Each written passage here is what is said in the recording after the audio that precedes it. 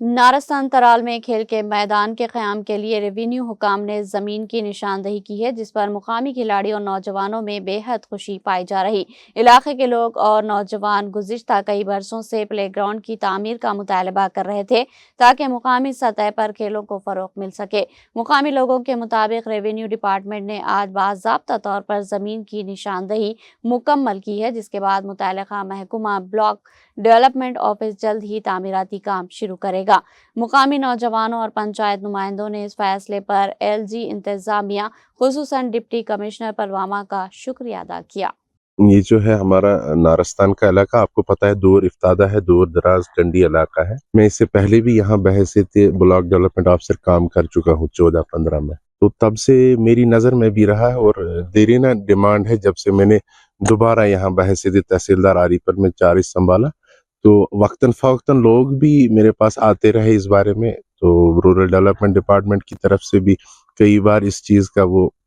میری نوٹس میں لایا گیا کہ ایک گراؤنڈ ہم بنانے جا رہے ہیں یہاں، تو اس کے لیے لینڈ کی جو ہے کوئی اگر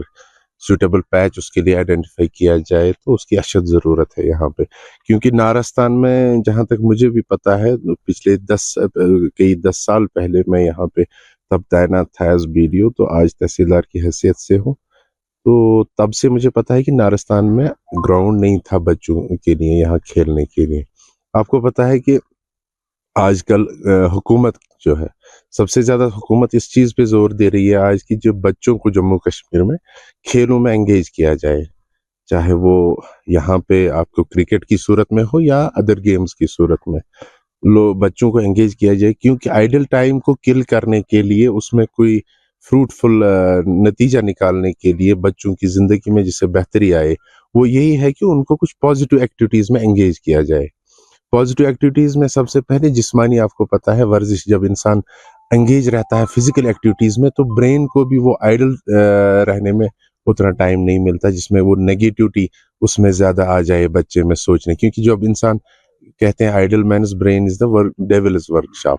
کیونکہ جب انسان بیکار بیٹھتا ہے تو وہ نیگیٹو ہی سوچتا ہے۔ اگر فزیکل ایکٹیویٹی میں ہوگا آٹومیٹکلی اس کا ٹائم بھی پاس ہو جائے گا اور ایک اچھی ایکٹیویٹی میں رہے گا، جس کی وجہ سے ہمیں دونوں چیزیں فائدہ ملتی ہیں، ایک تو فزیکل گروتھ اور مینٹل گروتھ بھی بچے کی اس کے ساتھ ہو جاتی ہے۔ اور دوسری بات سب سے بڑی جو